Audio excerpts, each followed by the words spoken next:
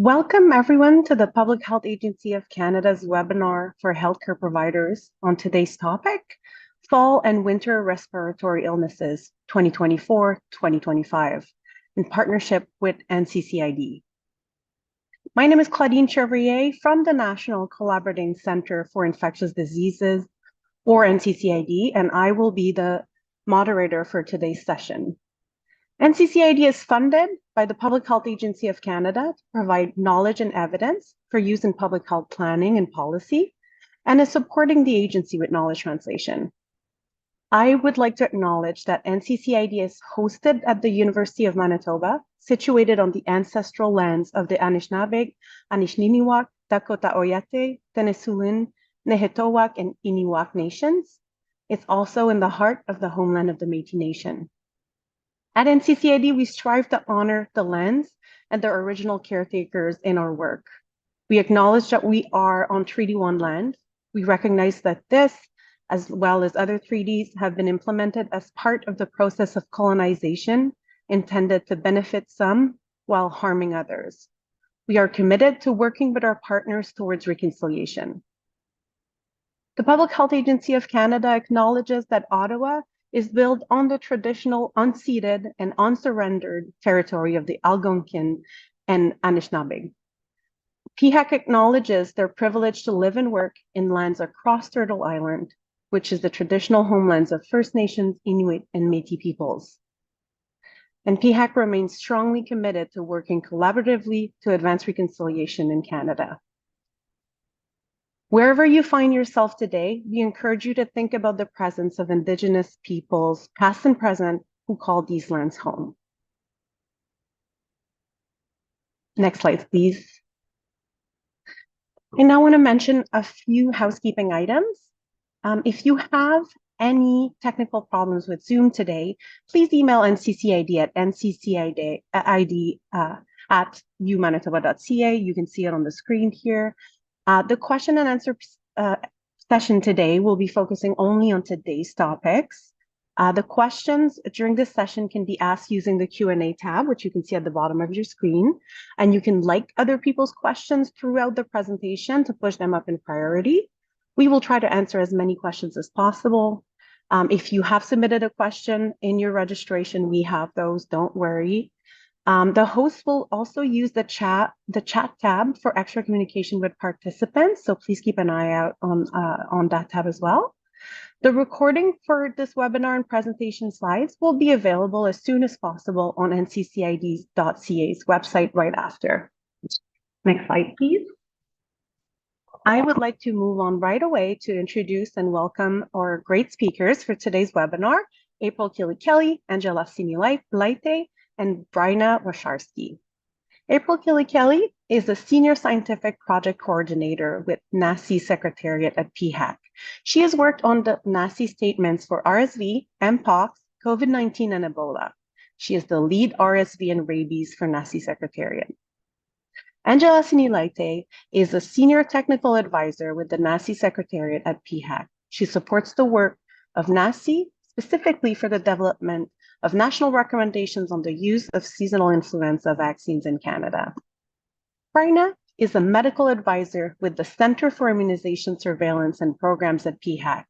She is a public health physician by background and has worked in public health at the local, Ontario provincial, and national levels. She is a past member and chair of NACI. For today's presentation, can we just skip to the next slide? Oh, sorry, I just wanted to say there's no disclosures to make for today. Here you can see the learning objectives for today's webinar. Next slide, please. NACI makes recommendations for the use of vaccines currently or newly approved for use in humans in Canada. NACI's recommendations may be broader or narrower than the conditions approved by Health Canada. The Canadian Immunization Guide, the CIG, is a resource for healthcare providers and vaccine program decision makers based on the recommendations and statements of expert advisory committees such as NACI and the Committee to Advise on Tropical Medicine and Travel, CATMAT. Next slide, please. In acknowledgement that not all people giving birth or breastfeeding will identify as women or mothers, throughout this webinar, we will use the term woman alongside gender-neutral language. Next slide, please. I would now like to turn the floor to April Kelly, who will be our speaker for the section on RSV. April, over to you. Great, thank you. So let's get started right away. Let's go to the next slide to talk about the populations at risk for RSV disease. There's two populations shown on this slide, infants and older adults, and we're going to talk about them today. So let's go to the next slide.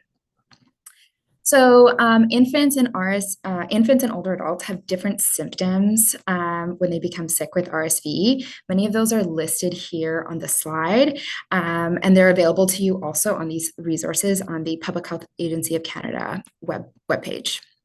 So let's go to the next slide. Let's first talk about the epidemiology of RSV in infants. So infants are more likely to become sick within the first months of life, particularly, and we'll cover this later in the presentation, particularly those infants that are premature or who have other chronic medical conditions. Some infants remain at risk in their second year of life. What I'm showing here on the right-hand side of the slide is a really interesting graphic that may help you understand those infants that may present with severe RSV disease. This blue dot that's highest for premature infants, for example, those 28 weeks gestational age, this shows the risk for premature infants. So it's highest for those most premature infants, but then that risk drops as infants for older infants who are delivered later in pregnancy, versus the burden of RSV is higher in those infants who are actually at term, just because there's so many more. So for you, as you think about these RSV disease, and the products available to prevent RSV, this may help you think about which infants may be at risk. So let's go to the next slide. So the other population at risk for RSV disease are older adults. And there's two factors that put older adults at risk for RSV disease. The first is age, and the second are comorbid conditions. So when we're thinking about age, the graphic on the bottom left-hand side shows you two different ways to represent age. There's kind of bracketed age risk, 50 to 59, 60 to 69, 70 to 79. But there's also adults 50 plus, 60 plus, 70 plus. These are Canadian data.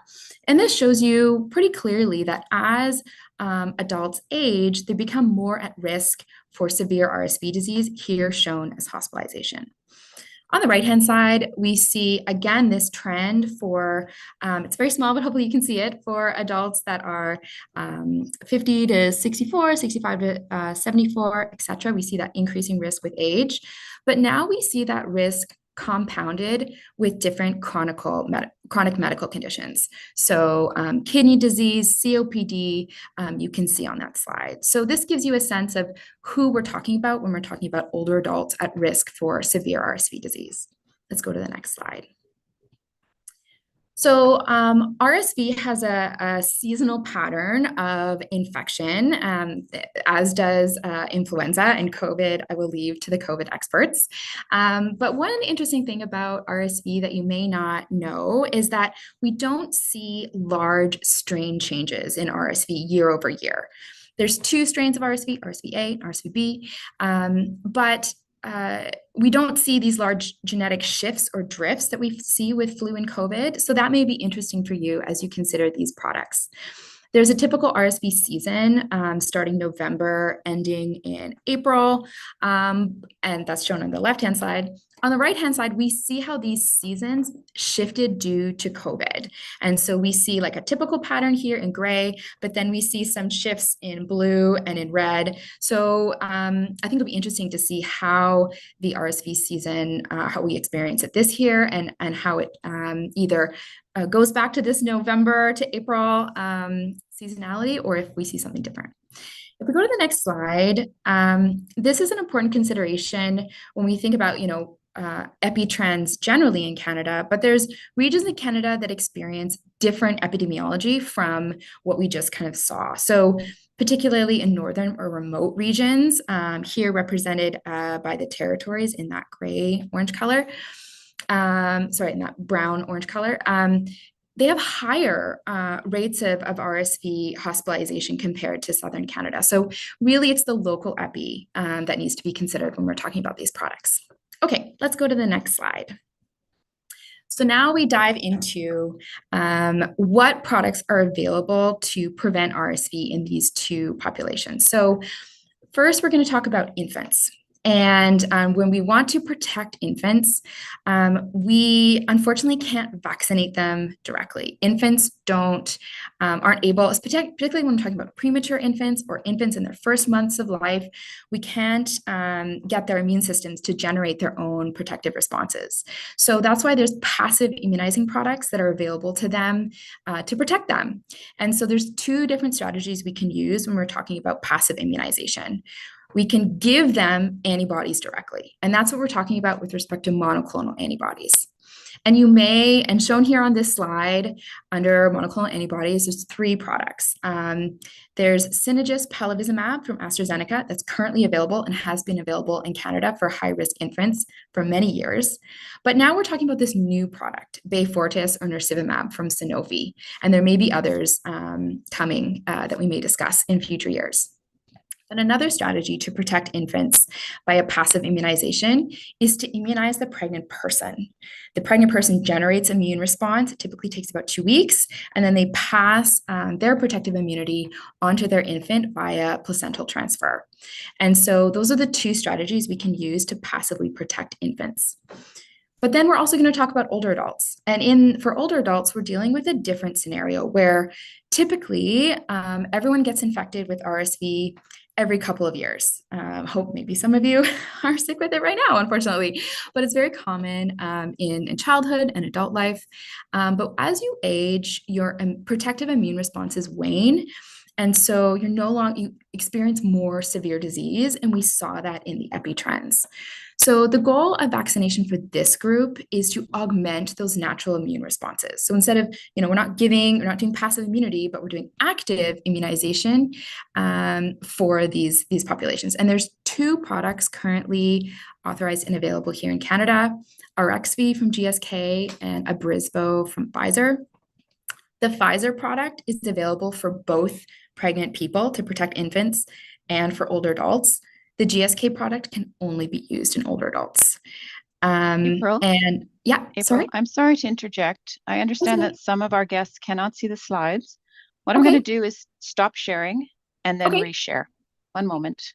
No problem. And for those, I don't know if people can follow along at home, but we're on slide 14. I can start to give slide numbers.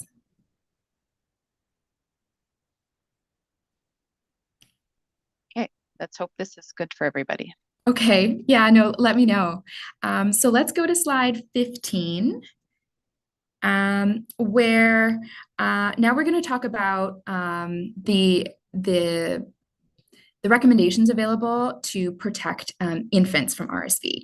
So this is part of a slide that maybe you've already seen if you're able to see the slides, and underneath we have the guidance available for some of these different products.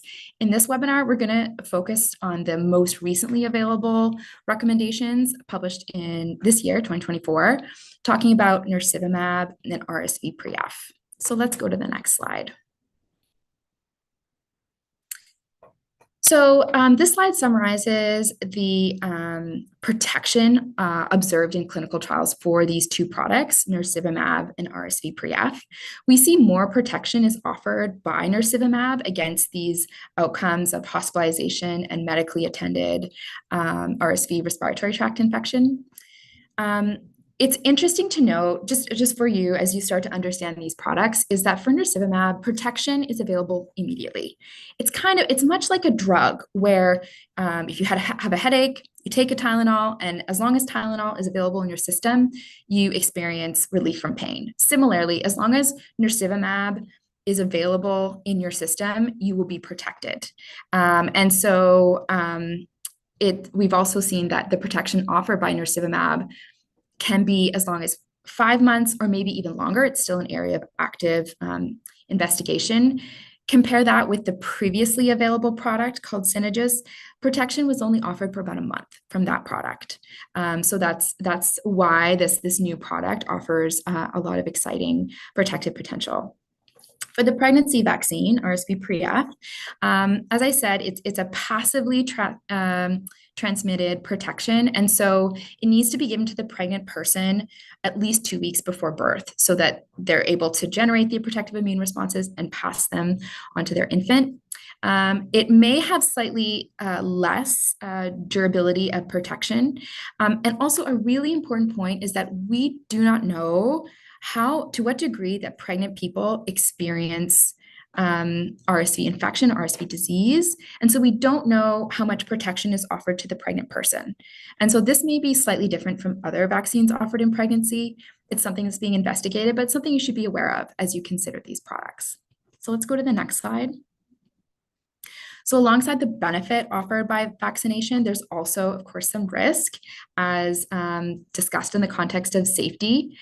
These products are very safe. There's very little difference in the very minute safety discussions that we've seen for these products. For the pregnancy vaccine, there may be some increased risk of local adverse events. In the clinical trial of the pregnancy vaccine, RSV Pre-F, there was a statistical imbalance for preterm birth, meaning that there was more preterm birth observed in the vaccine arm compared to the placebo arm. But post-market surveillance has not seen an echo of this statistical signal. In addition, Health Canada has only approved this product in Canada for 32 to 36 weeks, very late in gestation, which really mitigates this risk. But of course, we'll continue to monitor this area very actively. Let's go to the next slide. So now I'm going to go through the recommendations for RSV products for infants, highlighting a few considerations, but really these recommendations are available to you also via the NACI statement on the PHAC website. So please avail yourself of those if you find them helpful. So the first recommendation, and the text is here on the slide. I'm not going to read it word for word, but just to say the first recommendation speaks to a strong support for a universal RSV program for all infants. This is kind of an overarching recommendation. Some key considerations here are that nirsevimab is preferred over palivizumab. So the new monoclonal is preferred over the old monoclonal, but in the context where there is no new monoclonal antibody, use the previous palivizumab product as per the 2022 recommendations. In addition, the new monoclonal is preferred over the pregnancy vaccine, and there isn't anticipated to be benefit of giving both the pregnant person the vaccine and the infant the monoclonal. It's the protection that's offered is kind of doubling up, and that's not recommended at this time. Let's go to the next slide. This is the recommendation for nirsevimab. NACI recommends RSV immunization programs use nirsevimab to prevent severe RSV disease. Programs can build and expand over time depending on access to supply, cost effectiveness, and affordability. And NACI is also given a relative prioritization where there's priority 1 and priority 2 that may be helpful as people think about these vaccines. So for priority 1, there are infants at risk due to severe RSV disease in their first season and in their second season. A list of those medical conditions that put infants at risk, we'll cover it in the next slide. It's in list 1, but it's available to you also as part of the recommendations. But in addition, infants entering or born during their first RSV season whose transportation for severe RSV disease is complex and or whose risk of severe RSV disease intersects with established social and structural determinants of health, such as those experienced by Indigenous communities across First Nations, Métis, and Inuit populations. So that's the first priority for this nirsevimab RSV program. The second priority is if nirsevimab is priced in a manner to make programs cost effective, NACI recommends nirsevimab be considered for any infant less than 8 months of age entering or born during the RSV season as part of a universal immunization program. So let's go to the next slide. This is list 1, which highlights the medical conditions that put infants at increased risk in their first and their second RSV season. And finally, we go to recommendation 3 on slide 21. Which is the recommendation for RSV pre-F. NACI recommends RSV pre-F may be considered as an individual decision by a pregnant woman or pregnant person, together with information from the pregnancy care provider in advance of or during the RSV season, to prevent severe RSV disease in their infant. At the present time, NACI does not recommend an immunization program for RSV pre-F. More data and information are expected to emerge over time, and NACI will reconsider this recommendation in the future. And there's additional considerations as part of the recommendation. So if we go to the next slide, this is a table that summarizes for you the kind of season of the risk, the population protected, and what the recommendation is. This summarizes what we've already covered, but hopefully this could be a resource for you to quickly reference as you think about vaccination for yourself or your patients or in your jurisdiction. Hopefully this is helpful for you. So the next slide, slide 23, summarizes key concepts that we've talked about together. Infants are naive to RSV, and passive immunization provides protection against severe RSV disease. It is unclear to what extent passive immunization prevents infection. Passive immunization, either via monoclonal antibodies or via vaccination of the pregnant woman or pregnant person, will provide protection to the infant for as long as that product is available to them in their bodies. The burden of RSV disease in pregnant women and pregnant people is unclear, and the extent to which the vaccines protect the pregnant person is also unclear. It's also unclear if vaccination is needed in subsequent pregnancies. And these products are considered very safe, although there was a statistical imbalance seen in clinical trials, and that may be something for you to consider as you discuss these products. So the next slide is a poll that, okay, maybe I'll just read the poll. I thought something was going to come on screen. Oh, it did. There we go. Yes, sorry. So you should see the poll appear right on your screen. It's our first question, so it's a multiple choice. So the question is, which products can be used to protect high-risk children in their second RSV season? And you can choose as all that applies, and all answers are anonymous. So we're going to leave a few more seconds for people to be able to answer.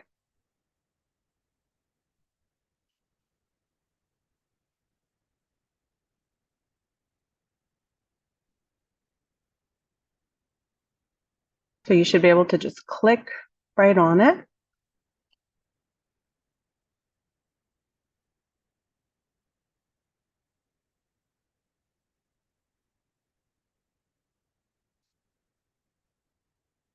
Again, you can select all that applies. Okay.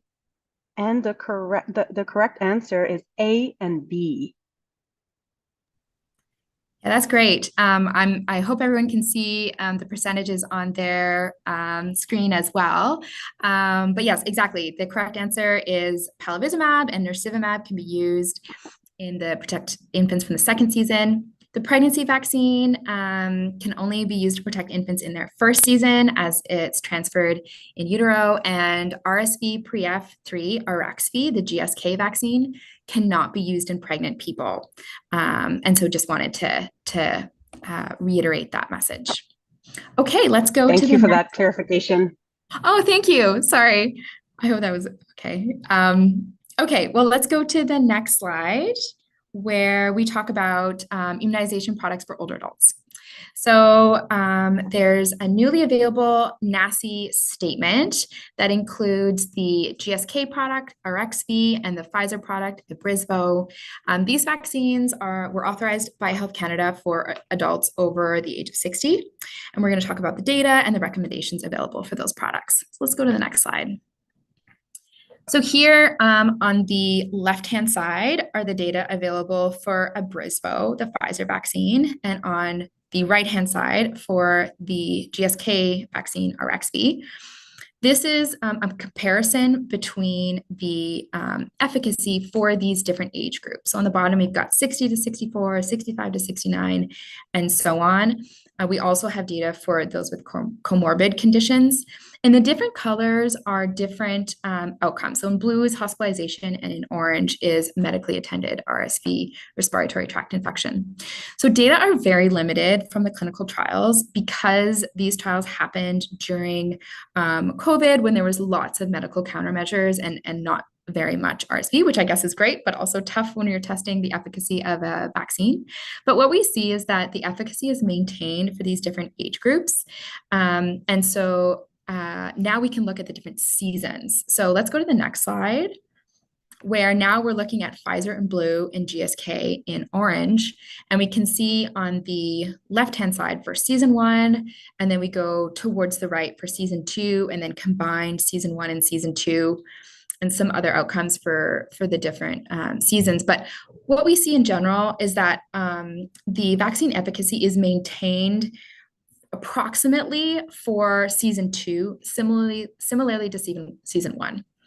So what I mean to say by that is that these vaccines are protective for one season and for a second season, so for 2 RSV seasons.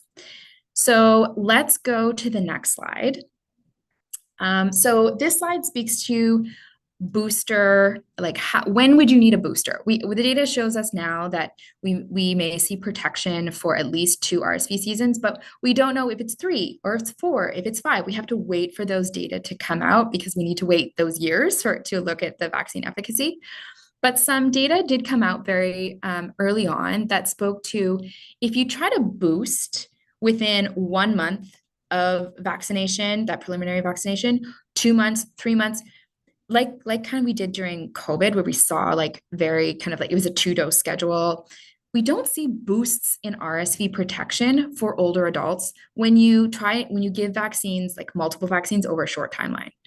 You have to wait at least a year. And this is what this figure is showing. These 2 little syringes are showing one vaccine and then a year later, another vaccine. And we're looking at immune responses. So we do see a slight boost in immune responses if you wait a year. But numerous things could be happening. For example, because we're dealing with adults that have, I'm so sorry, that have immune responses that they've developed over their life, maybe it's really difficult to boost those responses multiple times. So we're really waiting for more data to emerge to understand this issue further. But what's really important to consider is for a healthy 62-year-old, for example, who may want to be immunized, it may make more sense for them to wait until they are at higher risk. Excuse me, so that if you can only cash this coupon once, you want to make sure you're cashing it in for the most value, if that makes sense. So we'll revisit this issue as more data emerges. Let's go to the next slide. Sorry. So again, looking at safety of this vaccine, these vaccines do seem to be very well tolerated. There is an emerging discussion around an increased rate of an inflammatory syndrome called Guillain-Barré syndrome that is observed in the US in particular in post-authorization surveillance. But this is still an area of active discussion. But this is another reason why you may want to, as you think about this vaccination, you may want to wait until you're very or more at risk for severe RSV disease, because there may be some safety considerations to consider. And so you're going to want to make sure you spend your vaccine chip when it makes the most sense. So let's go to the next slide. This summarizes the NACI recommendations for vaccines for older adults. So there's a strong recommendation for adults 75 years of age of older, particularly those at increased risk of severe RSV disease. And so we'll, on the next slide, we won't go there yet, but it kind of articulates those medical conditions that put adults at increased risk of RSV. Jurisdictions and communities may consider vaccinating individuals who live in or are part of First Nations, Métis, and Inuit communities, regardless of residency, at a younger age, given the available evidence on an increased burden of illness due to intersecting structural and social determinants of health. NACI's second recommendation is for immunization programs for adults 60 years of age of older who are residents of nursing homes and other chronic care facilities. In addition, NACI made an individual recommendation for adults 60 to 64 years of age, together with their healthcare provider. And there's some consideration here on the slide, but there's many more considerations in the context of the statement itself. So let's go to the next slide, where this again articulates those medical conditions that are relevant for healthcare providers as they think about those adults that are at increased risk of RSV disease. And then we go to the next slide. So these are the key concepts that we discussed today. Adults have been previously infected with RSV many times, but due to immunological aging or immunological waning during aging, or due to other medical conditions, many older adults may be at increased risk of severe RSV disease. One dose of an RSV vaccine will boost already available immune responses to protect older adults for at least a year, looks like at least 2 years. But again, we don't know about 3 years, 4 years, 5 years. We still need to wait for those data. Multiple vaccines over a short time period doesn't really help, doesn't boost immune responses in a way that would be helpful. But we are still looking at the optimal interval when immune responses can be boosted and when it makes sense for people to revisit vaccination. Both vaccines are very well tolerated, and we are actively watching this inflammatory GPS signal that we'll explore as time goes on. So I believe the next slide is another poll. So maybe we can go back to the moderator. Thank you so much, April. So this is our next polling question. It's also multiple choice, so you know the drill. It should appear on your screen right there. The question is, which group of older adults would benefit most from an RSV vaccine? And you can choose all that apply.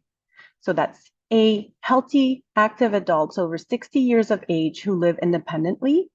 B, adults 60 to 74 years old living in long-term care. Or C, adults over 75 years of age living independently. You can select all of that apply. As always, it's fully anonymous.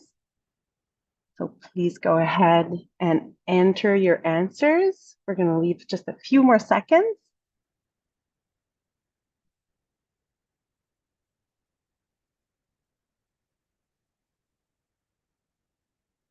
All right, people are still picking. There we go. And so the answer is B and C, and you can see that most people got the right one. So as per NACI recommendations for RSV in older adults, those aged 75 years and older, and those 60 years and older living in nursing homes or other chronic care facilities are recommended to get the RSV vaccine. Beautiful. Thank you so much. Thanks again, April. I would now like to turn the floor over to Angela Sinilaite, who will discuss seasonal influenza. Over to you, Angela. Thanks, Claudine. Advance to the next slide. So I'll start with some clinical highlights as a reminder about what influenza infection and illness looks like, and then continue with an overview of the current burden of seasonal influenza in Canada. So as most people certainly know, influenza is a relatively significant and severe respiratory infections caused by the influenza A and B viruses. The illness itself is severe enough that it leads to substantial absences from school and work for a large number of Canadians every year. Influenza is primarily transmitted by aerosols and droplets spread through coughing and sneezing and through direct and indirect contact with respiratory secretions. So it can cause a range of symptoms. The most common symptoms you could see on the slides, so that's sudden onset of fever, cough, and muscle aches. Other symptoms which overlap with other respiratory viruses include headache, fatigue, loss of appetite, could be sore throat, runny or stuffy nose. So influenza illness could last upwards of a week versus what you could expect for a common cold, which could be as short as about 3 or 4 days. And most people will recover from influenza within a week to 10 days. However, in some cases, severe illness can develop, and this can result in complications such as pneumonia or death. So there are groups that are at increased risk of influenza-related complications and hospitalizations, and these include pregnant women and pregnant individuals, older adults 65 years and over, especially young children, and individuals with chronic health conditions. And I'll note that a number of chronic health conditions are associated with increased risks of influenza-related complications, and certain chronic health conditions are also, they can be exacerbated by an influenza infection. So some of these can include like a history of pulmonary disease, cardiac disease, or morbid obesity. Next slide. So in Canada, seasonal influenza epidemics generally occur in late fall and winter months until the spring. So November through March, similar to RSV. These epidemics are typically characterized by a wave of influenza A with a predominant subtype. So this could be H3 or H1, and then a wave of influenza B. So in recent years, we've seen that COVID-19 pandemic has reshaped the global landscape of influenza surveillance and has caused some disruption in long-standing seasonal trends. During the last season, so for 2023-2024, the influenza epidemic in Canada saw the return of a typical late season influenza B circulation. So the epidemic, as you could see in the graph, was declared in week 48 due to the predominant circulation of influenza A H1N1. It then peaked in week 54. And then you could see as influenza A circulation decreased, we saw some influenza B detections, and the percentage of positive tests increased, and this reached its peak around week 14. And influenza B Victoria lineage dominated this wave of activity. The burden of influenza varies from year to year. On average in Canada, we see about 12,000 hospitalizations and 3,500 deaths that are attributed to influenza annually. So some of these are not necessarily due to the infection itself, but rather to complications that can arise, particularly in the high-risk groups in which the illness can substantially exacerbate underlying conditions, as I mentioned earlier. Next slide. So influenza A is the most common strain detected in Canada. It accounted for this 23-24 season for about 77% of detections. Each year, the kind of influenza and type A or B will vary, and this is often related to population susceptibility. It may relate to previous year's vaccinations, or to the emergence of an antigenically drifting strain from which population immunity may not occur. As I mentioned, there's these persistent shifts that we're seeing in influenza dynamics since the pandemic. So in Canada and globally between 2012 to 2017, we saw B Yamagata viruses cause a larger proportion of influenza B infections compared to B Victoria. But in the 2 years prior to the COVID pandemic, B Victoria lineage started becoming more dominant. In pre-pandemic seasons, we saw the lineage dominance often alternated from one season to the other, and there was not really an apparent pattern. So on the right-hand side, you could see the proportion of positive influenza specimens by type or subtype and the age groups reported through case-based laboratory reporting. So looking across the age groups, one of the interesting things is there is some difference in terms of how and which influenza viruses tend to produce a higher burden of disease. So for those age 65 and over, who may have other chronic comorbid conditions, they can be disproportionately affected by years when the dominant influenza strain is H3N2. And conversely, children actually have a higher disease burden when it comes to influenza B infections. So you could see for the 23-24 season, in keeping with historical trends, we saw influenza B primarily affected the younger age groups. Next slide. So here we'll just review briefly some highlights from influenza severe outcome surveillance. So this slide shows the cumulative rates of influenza-related hospitalizations by age group and surveillance week. And this is based on data from participating provinces and territories. You could see that adults aged 65 years of age and older accounted for the majority, about 30% of reported hospitalizations and deaths associated with influenza. And the highest cumulative rates were among 65 years of age and older and children under 4 years of age. Next slide. So one of the reasons you see we have repeated immunizations and differences in outbreaks from year to year is that over time, antigenic variation, so we refer to this as antigenic drift of strains, occurs in both influenza A or B lineages. So the possibility of antigenic drift can occur in one or more of the influenza virus strains, and this requires that the formulation of seasonal influenza vaccines be reevaluated annually, and we typically see one or more vaccine strains changing from in most seasons. Occasionally, we may also see antigenic shift, which is a more dramatic change due to reassortment of genes, and this is typically in influenza A viruses. So based on global surveillance, the World Health Organization establishes which virus components to include in the vaccine for the northern and southern hemispheres. And these decisions are based on the best predictions for the upcoming influenza season. And this is why the effectiveness of the vaccine can vary from year to year.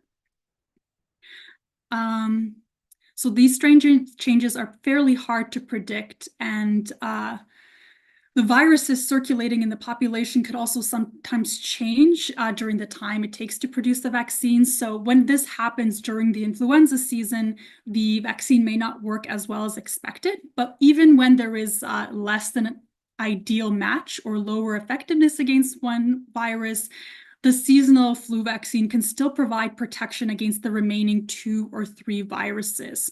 So to improve the effectiveness of the flu vaccines, we see researchers continuing to study the factors that influence vaccine effectiveness, including the features of the viruses. Other factors can include a person's age and health status. So there are different newer technologies that are currently under development and many ongoing trials for a universal vaccine. Next slide. So as many of you know, the WHO recommendations on the composition of influenza virus vaccines are typically available in February of each year to guide national public health and regulatory authorities and vaccine manufacturers in the development and production of influenza vaccines for the upcoming season. So for the Northern Hemisphere, you could see the current WHO recommendations on the slide for your reference. I'll note as well, in September 2023, WHO released recommendations for the 24 seasonal Southern Hemisphere influenza season. And in those recommendations, they endorsed the exclusion of the B Yamagata lineage antigen from influenza vaccine formulations. And this was primarily due to the global absence of circulating B Yamagata viruses. And this has been occurring since March 2020. And so this recommendation was actually repeated in February 2024 for the Northern Hemisphere influenza season recommendations. So we're seeing this global transition from quadrivalent to trivalent vaccines. And so the WHO has also advised that national and regional authorities should make decisions independently regarding this transition to trivalent influenza vaccines, depending on their context and their jurisdiction. So for countries that still are continuing to use quadrivalent vaccines with 2 influenza B components, we have the B Yamagata lineage component remaining unchanged from previous recommendations. Next slide. So next, I'll touch on some considerations regarding vaccine effectiveness, or VE.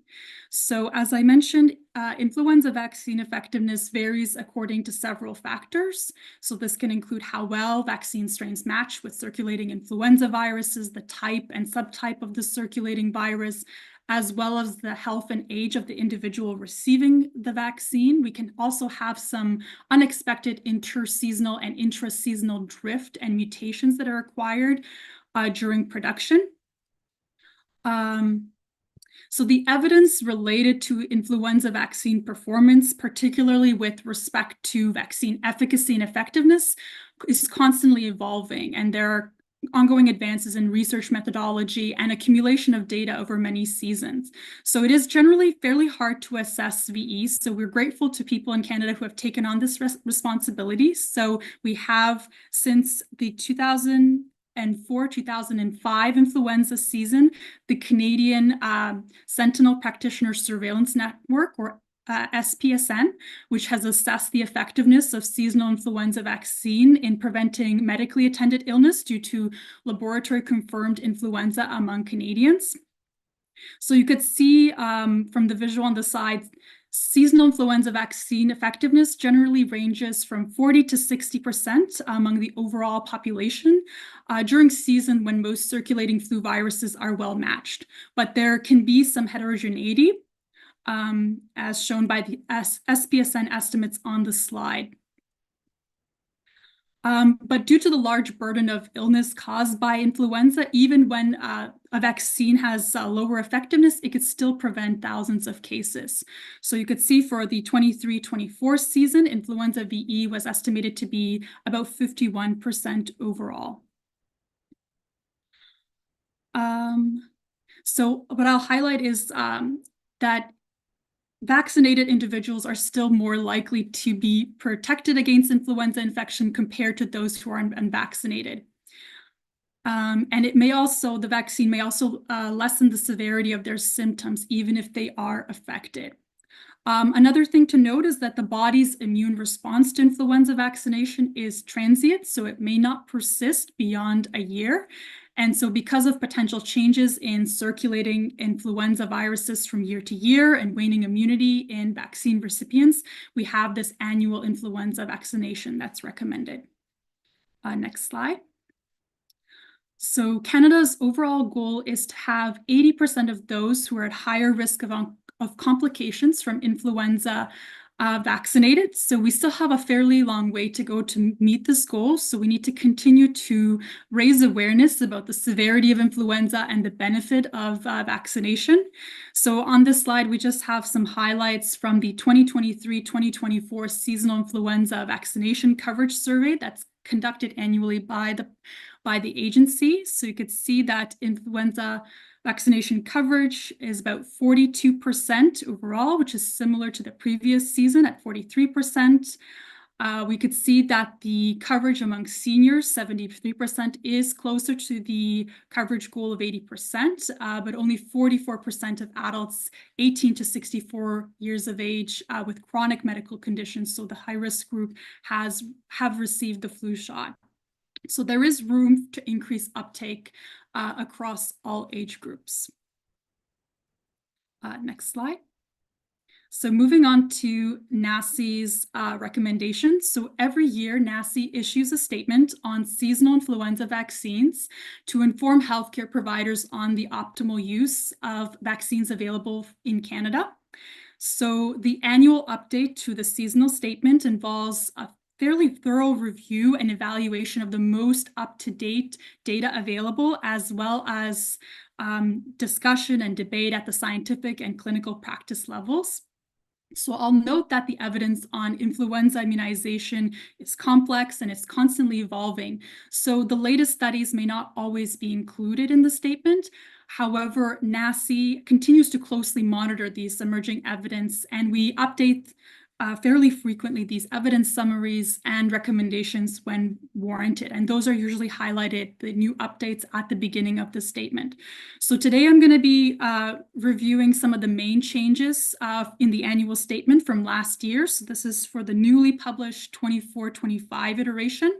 And just a reminder that this statement and the associated Canadian Immunization Guide chapter on influenza vaccine, and the CIG chapter really summarizes the key clinical information for vaccine providers, can be found on the agency's website.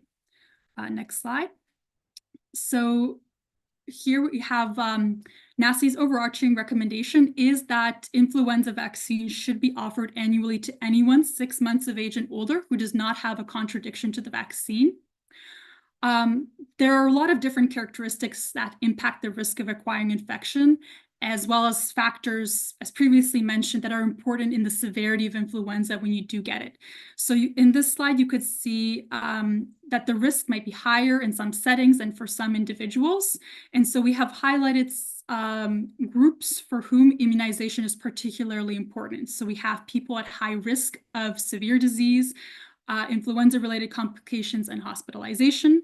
Then we have another category for people capable of transmitting influenza to those at high risk, and then others at high risk of exposure, including people who provide essential community services. So I'm not going to read this entire list, which is provided here for your reference, as you've likely seen this before, but it's expanded on under list 1 in the seasonal influenza statement, where you can find more details. Next slide.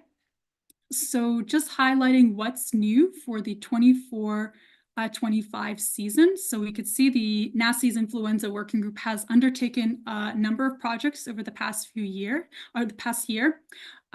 So the 24-25 statement includes an addendum with updated information and guidance on influenza vaccines, which was developed to acknowledge and expand on NACI's position, given this shifting influenza vaccine landscape.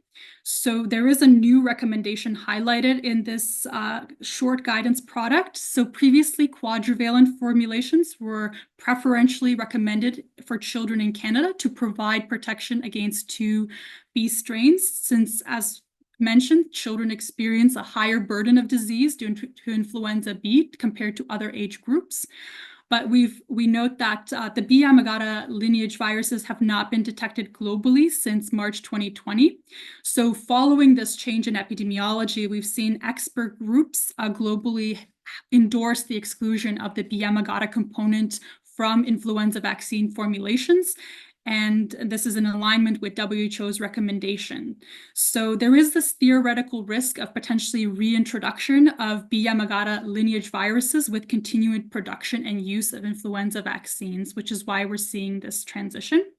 So NACI supports the transition from quadrivalent to trivalent vaccines, and has removed its preferential recommendation for quadrivalent vaccines in children. So you could see the new recommendation highlighted on the slides. So NACI recommends that any age-appropriate quadrivalent or trivalent influenza vaccine should be used in individuals 6 months of age and older who do not have contradictions or precautions.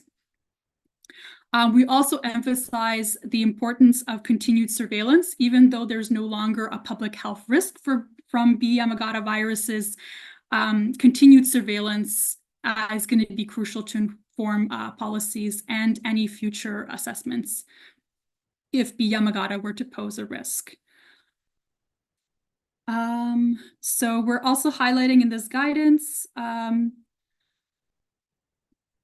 that any quadrivalent or trivalent product, including LAIV, remains effective, immunogenic, and safe for individuals. So for the 24-25 influenza season, from a product perspective, vaccine availability is anticipated in Canada to remain unchanged. So we'll see the continued supply of quadrivalent formulations for public health programs, and the adjuvanted and activated influenza vaccines will remain trivalent and continue to be available in Canada. So for subsequent seasons, we'll likely see increased introduction or reintroduction of trivalent products in Canada. Another recommendation update that I'll highlight is that NACI has now reviewed the available evidence and developed updated recommendations on the use of influenza vaccines in older adults. So this updated recommendation is highlighted. So NACI now strongly recommends that the high-dose adjuvanted or recombinant influenza vaccines should be offered when available over other vaccines. So we have a new preferential recommendation for these categories for adults 65 years of age and older. But if a preferred product is not available, any of the available age-appropriate influenza vaccines should be used. Next slide.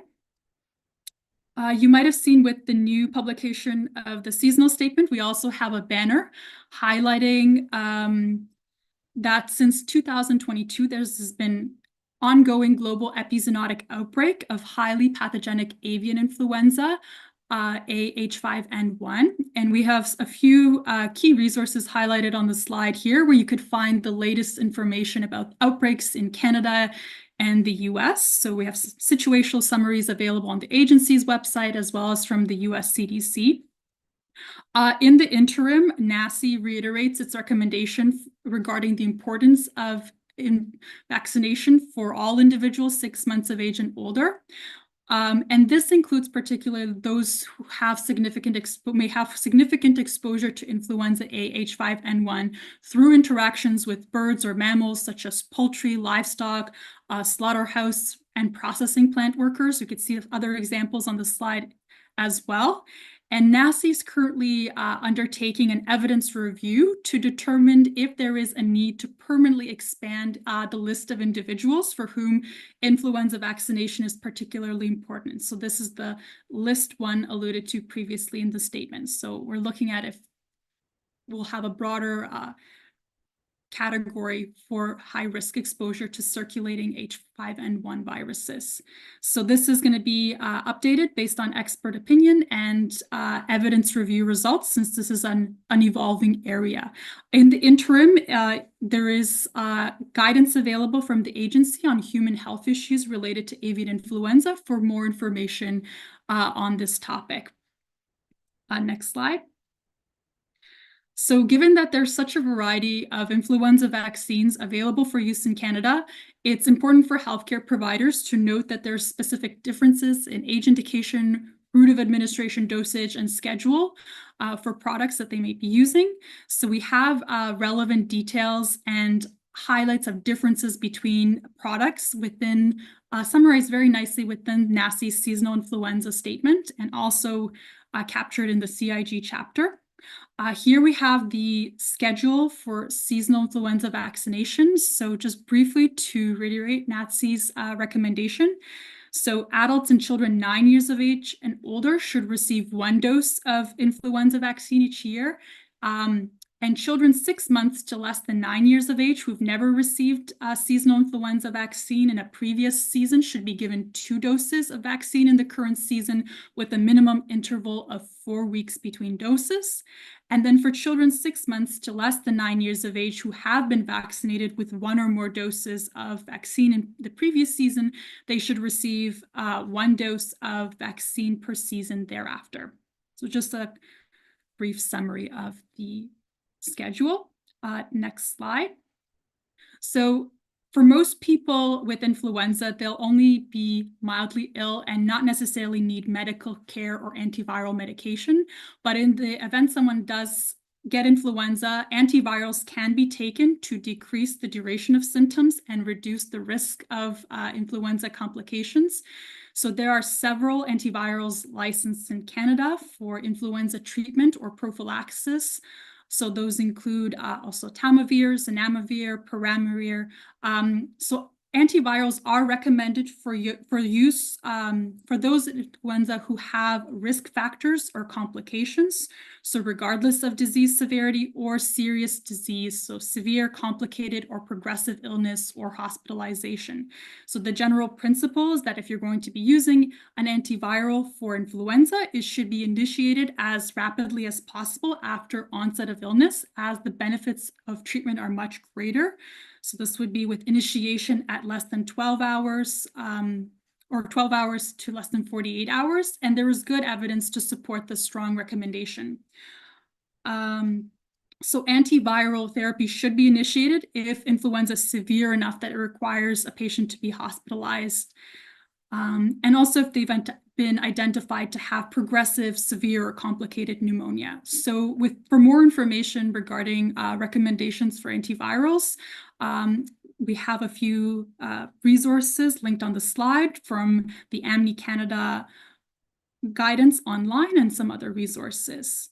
And to wrap up on the next slide, I just have some general information about surveillance. So one initiative I'll highlight is Flu Watchers. So if you are interested in contributing to respiratory virus surveillance, we encourage you to sign up for Flu Watchers, where you can help the agency track activity for viruses across Canada.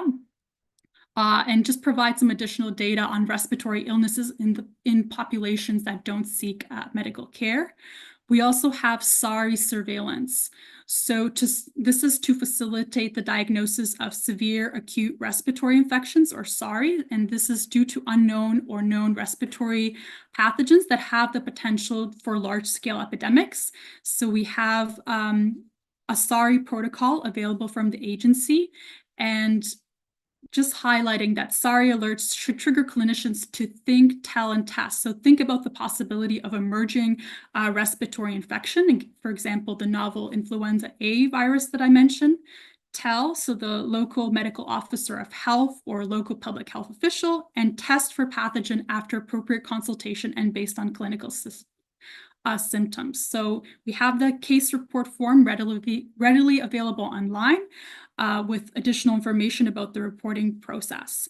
And I think at this point, I'll wrap up and turn it back over to the moderator. Thank you. Yes, if we can go to the next slide. And then we'll just skip to the next one again. This is just key takeaways. Thank you so much, Angela. So we are now at our next polling question, which, as you can see, is a true or false one. So true or false, NACI no longer preferentially recommends quadrivalent vaccines over trivalent vaccines formulations for children. True or false? So once again, you can just go ahead and pick your answer right on the screen you see. On the box that should have popped up. So true or false? NACI no longer preferentially recommends quadrivalent vaccines over trivalent vaccines formulations for children. There we go. So most people have answered, and the answer is true. So 88% got it correctly. Due to changes in the detection of B. Yamagata lineage internationally, NACI no longer has a preference between quadrivalent and trivalent vaccines for children, and both are clinically safe and effective. Thank you so much. So we're going to switch to the next slide, please. And next slide, please. Thank you. And so we are moving to the COVID section, and we will now have Bryna Washarsky as our speaker. Over to you, Bryna. Thank you very much. So we'll start with a brief overview of COVID-19 epidemiology. Unfortunately, we're still seeing circulation of COVID-19, and we can see that based on the national percent positivity. As of the middle of September, 18.6% of all SARS-CoV-2 tests were positive. So we're still seeing considerable COVID-19 activity. We are also still seeing hospitalizations and unfortunately deaths from COVID-19, but far fewer than we did during the peak in January of 2022.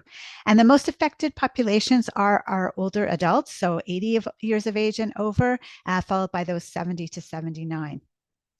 Interestingly, we haven't yet seen seasonality established for COVID-19. We do see cases occurring in the fall and winter when other respiratory viruses are circulating, but we also see COVID-19 at other times when other respiratory viruses don't tend to circulate. So it hasn't yet really established a predictable seasonal pattern. Next slide, please. So here we're going to talk about the strain evolution and strain selection.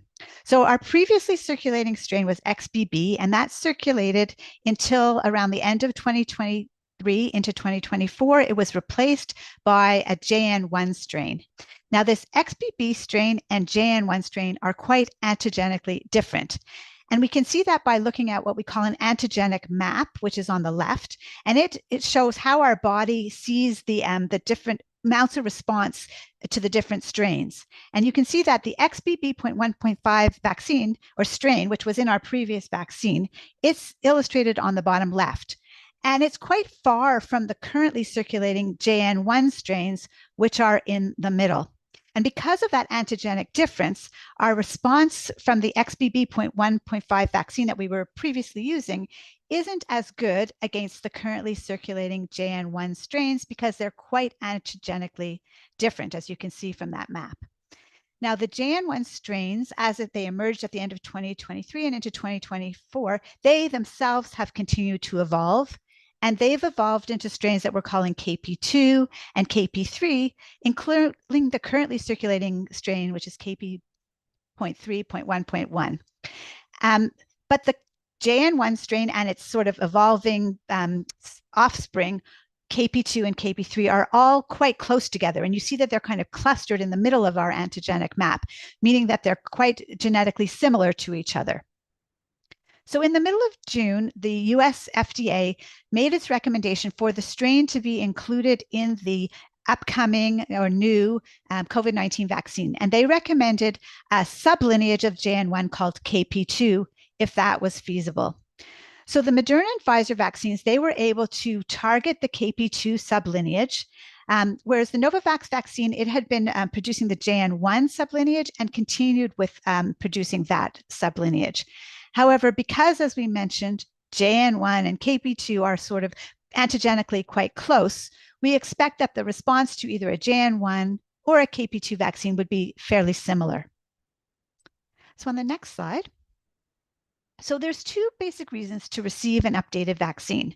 The first is because protection wanes over time. So our protection against infection decreases over time, but also against severe disease. And so when we get an updated or a new vaccine, we increase that protection. We remind our body to mount another response to the virus. We also, as we mentioned, that the strains evolve over time. So by getting an updated vaccine, we're getting a strain in that updated vaccine that more closely is related to the circulating strains. And therefore, we get a better immune response to the circulating strains. So two reasons to get an updated vaccine: waning protection and strain evolution. Next slide, please.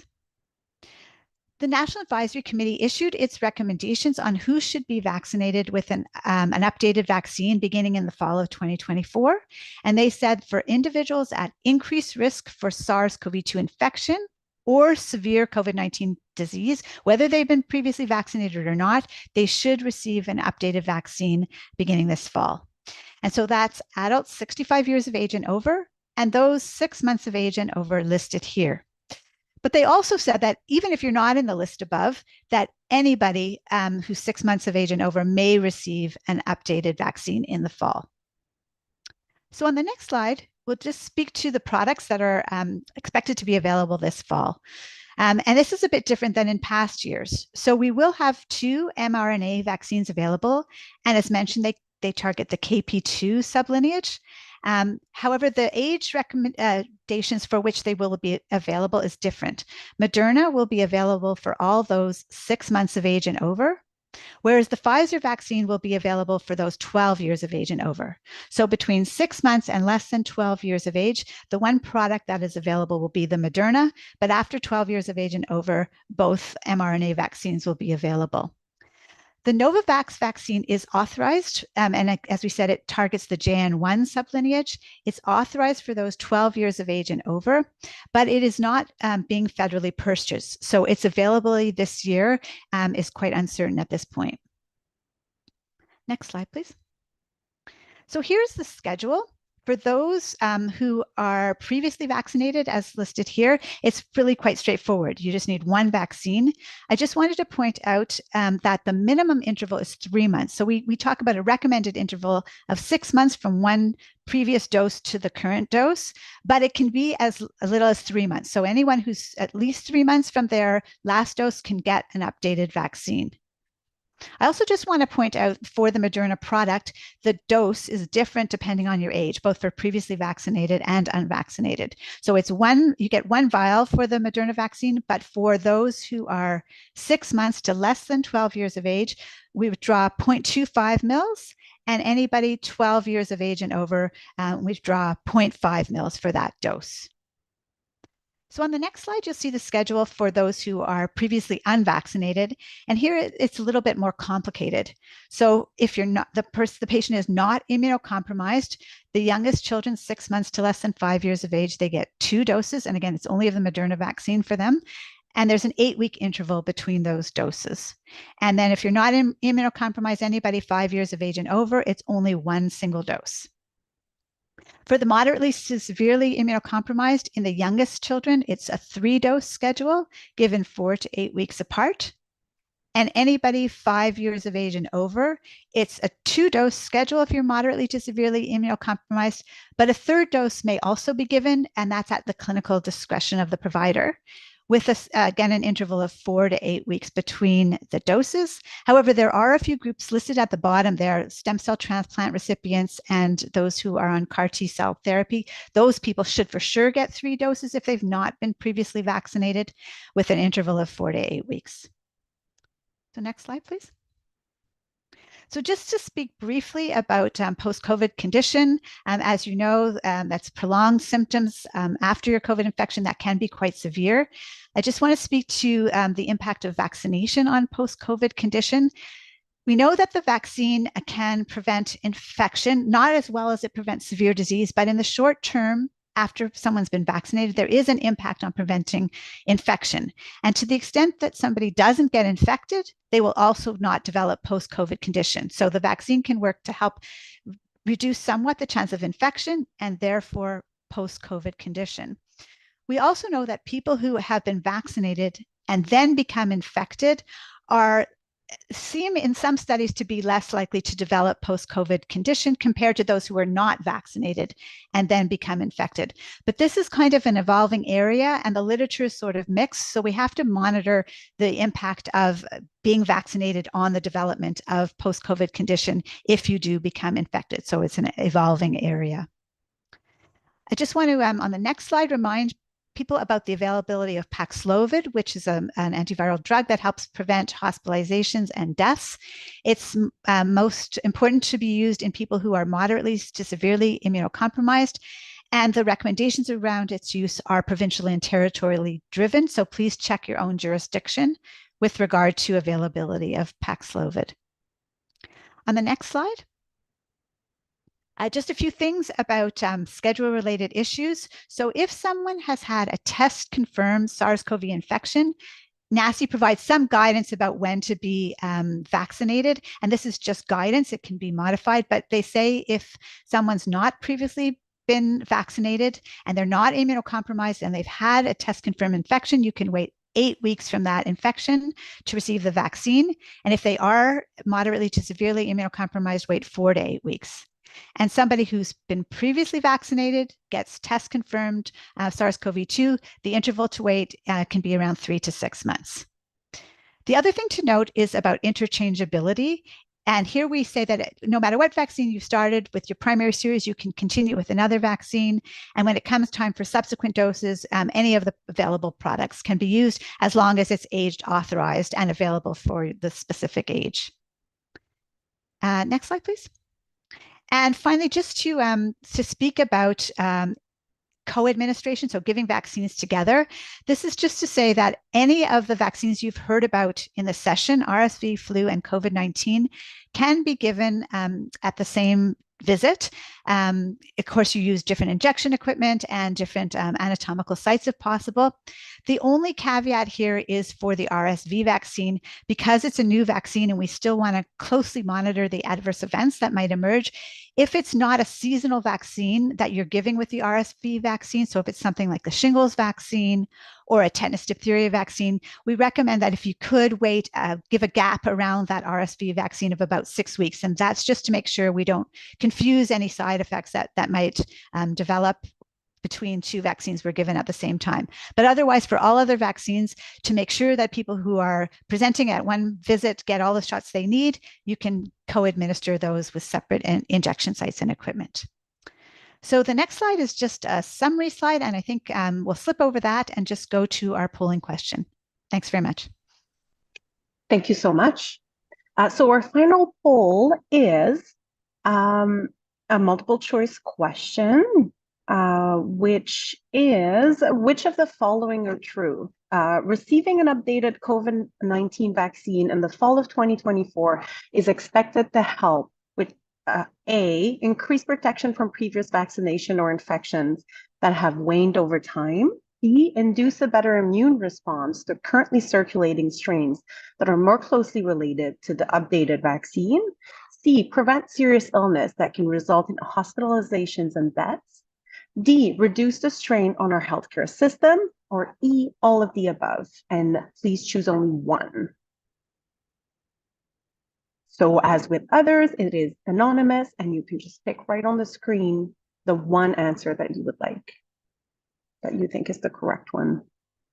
We'll give you a few more seconds. There we go. And the correct answer is E, all of the above. So well done. Next slide, please. I just want to thank again all of our speakers. They will be right back with us for questions right away. But before we move on to the question and answer period, I want to bring your attention to the QR code that you currently see on your screen. We invite you to please scan it using your smartphone camera and to complete the short evaluation on the webinar. So again, just scan it with your phone and click on it and please answer the question.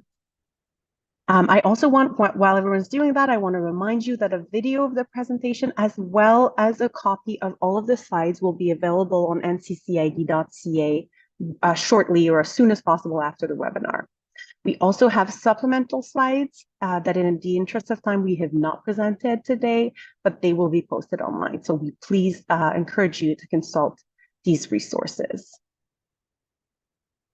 So we're going to skip to the next slide, please, and move on to the Q&A.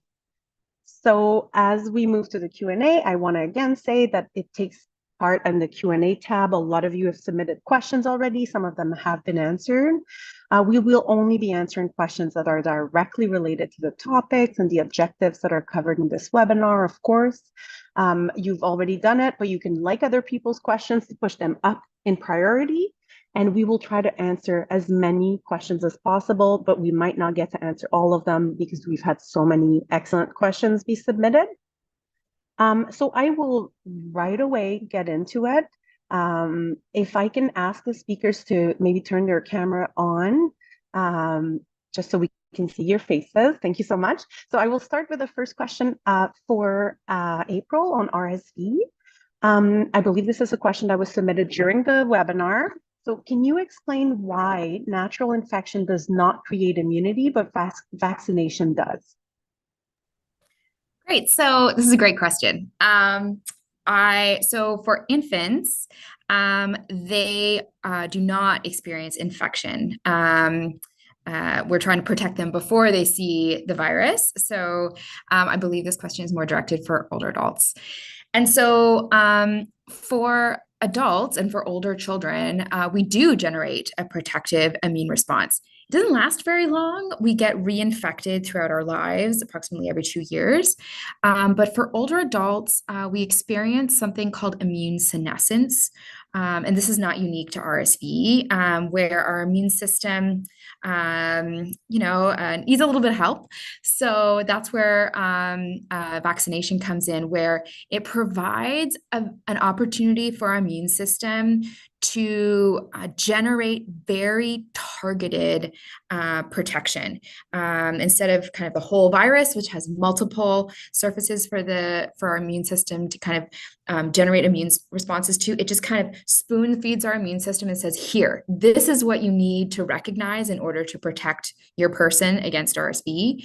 And so it's a very targeted approach to augmenting previously available protection. So hopefully that's helpful. Yes, thank you. Excellent answer. Very concise too, explaining such important, complicated things.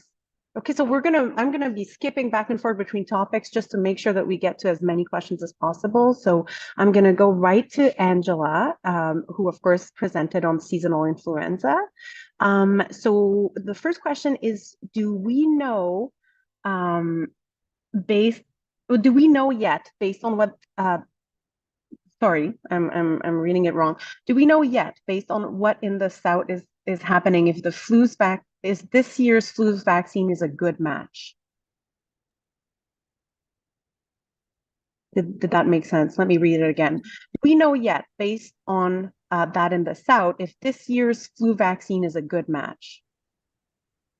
Yes. So I think it's not entirely clear at this point. There is this perception that the Australian influenza season is a fairly reliable predictor of what the Canadian influenza season might be like, but this is not necessarily well substantiated with epidemiological evidence. So surveillance colleagues have been hesitant to forecast because there could be variability. We are seeing the return of pre-pandemic patterns in terms of circulations and traditional seasonal influenza patterns. Maybe to expand on this topic, there is a really nice publication that came out very recently analyzing the ability of the southern season to predict what might be happening in Canada. So we can link that on the slide. I think it articulates very well some of the considerations and how we're approaching this in terms of predictions that could be made. But at this point, it's not really clear. Yeah, thank you. Thank you for the clarification. And that would be great. We can include that link even online on the website afterwards. Thank you. Okay, so switching to COVID-19 with Bryna. How many booster vaccines are safe for COVID-19? Yeah, good question. So we haven't found any significant problems in terms of safety with the repeated vaccinations. And as I mentioned, it's important to get repeated vaccinations because our immunity fades over time. The mRNA and Novavax vaccines are very safe. The main side effects are very rare allergic reactions, and they're really rare. And some people who have had allergic reactions can actually be revaccinated after consultation with an allergist. So that's really important. Also myocarditis, pericarditis, that's the inflammation of the heart. That's a one known side effect, but it's not as common with the booster doses, and it also is generally self-resolving. So repeated booster doses or additional doses for those who've been previously vaccinated is not a concern from a safety point of view and is beneficial from a response point of view. Thank you. Thank you so much. I'm going to circle back to RSV for the next one. So can we offer RSV vaccination to people under 60 years of age? So right now, the vaccines available in Canada are only authorized for adults over the age of 60 years. But there may be some people that are particularly at risk of severe RSV disease. And so this kind of think about like dropping the age, going into younger age groups, particularly for high-risk people. That's something that will be revisited very shortly and will probably continue to be an area of active discussion. The surveillance available for RSV, particularly for older adults or adults, is an area of emerging interest. So we may, as well as considering the vaccination for these populations, we may get more robust surveillance data, which will again help us with these discussions further. So it's a very exciting area. So stay tuned. Thank you. Okay, moving on back to seasonal influenza with Angela. Could you expand on when to use fluid adjuvanted versus Fluzone HD in those 65 years and older? Yeah. So we recently saw NACI had released a supplemental statement with the full analysis on the available evidence for the use of these vaccines. So overall, just to summarize, we see evidence supporting high-dose, inactivated, adjuvanted, and recombinant influenza vaccines as having this increased benefit as compared to standard dose vaccines. There's not really any difference in safety. So we have NACI strongly recommending these three categories, high dose, adjuvant, and recombinant, should be offered when they are available over the other vaccines for the older adults age group. But if a preferred product, one of these vaccines, is not available, any of the vaccines can be used. If there's limitations in the supply, there should be priority given to the people at highest risk of severe influenza outcomes. So this could be 75 years of age and older, people with comorbidities, frail older adults, and residents of nursing homes or any chronic care facilities. But I'll just emphasize all the authorized vaccines for 65 years of age and older have a proven safety record. They all can be used. There might be some variability between provinces and territories in terms of which products are available, because PTs make their own decisions about the best fit for their seasonal influenza programs. They can consider like epidemiology, clinical impacts, and costs. But we just have a little bit more evidence now and an updated NACI evaluation to inform decision making. Thanks, Thank you very much. Thank you. The next question I have for COVID-19, so for you, Bryna, was asked many times in the chat.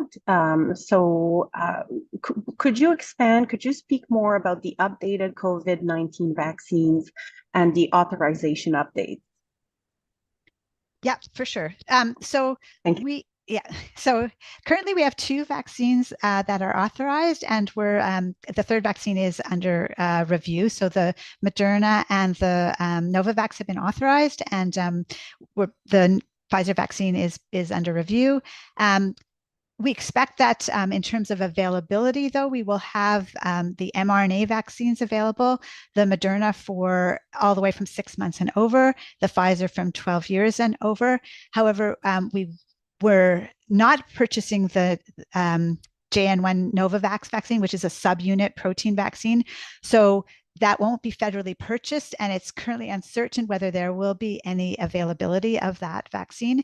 There was a question in the chat about, people who can't take an mRNA vaccines, what should they be doing? So most people can take an mRNA vaccine. So even if you've had an allergic reaction to a component or to a previous vaccine, in consultation with an allergist, most people can be revaccinated with an mRNA vaccine. So those people should consult a specialist to see if they can be vaccinated under more controlled circumstances. And most people can be vaccinated. If they can't be vaccinated with an mRNA vaccine and there is no protein subunit or no Novavax vaccine, then they'll need to rely on the personal protective equipment, precautions, so masking and respirator use, staying away from crowds, hand hygiene, those kinds of things, especially when there's a lot of COVID. And if they're eligible for Paxlovid and they do become ill, then that's something they should seek out as well. Thank you so much. These are important clarification. Thanks. I'm going to squeeze in one last question because there are so many. I want to honor everyone who asked questions. So going back to RSV, what is the duration of protection following RSV immunization? Great. So again, thinking separately about infants and older adults. For infants who are protected passively, the duration of protection is only for as long as that antibody or the protection offered transplacentally, for as long as that is available to the infant. So for nirsevimab, we're thinking, 8 months, could be longer. For the pregnancy vaccine, around 4 or 5 months, but again, that's still being investigated. For older adults, we're actively vaccinating them to boost their already existing protective immune responses. And the data shows us that protection is offered absolutely 1 year, extended slightly to 2 years, although that's still an area of discussion, but we don't know if it extends to 3 years or 4 years. And that links to the discussion around when can or should you revaccinate, right? When does protection wane enough that you want to revaccinate, and when is revaccination, when does that offer you protection again? So these are areas, kind of as we talked about in the presentation, that are really being studied, and NACI will reconsider their evidence and their recommendations as new evidence is available. Thank you so much. Thank you so much. Claudine, can I just correct one thing, just to say that it does appear that all 3 vaccines are now authorized. So that's great. Thank you. Thank you so much. Thank you. All right. Well, thank you again to April, Angela, and Bryna for the presentations and answering all the questions and taking time out of your day to present today. We can switch to the next slide. Thank you. And so again, a copy of the presentation deck and the recording will be posted at the NCCID website, nccid.ca. It's on your page on the slide right here. A link will be sent to all of those who attended today's webinar when the video is ready for viewing. Please, a reminder to please complete the evaluation survey. We appreciate your feedback. It's very important for us for future planning. Finally, I want to thank all of you who attended today. Thank you so much. Please have a good rest of your day.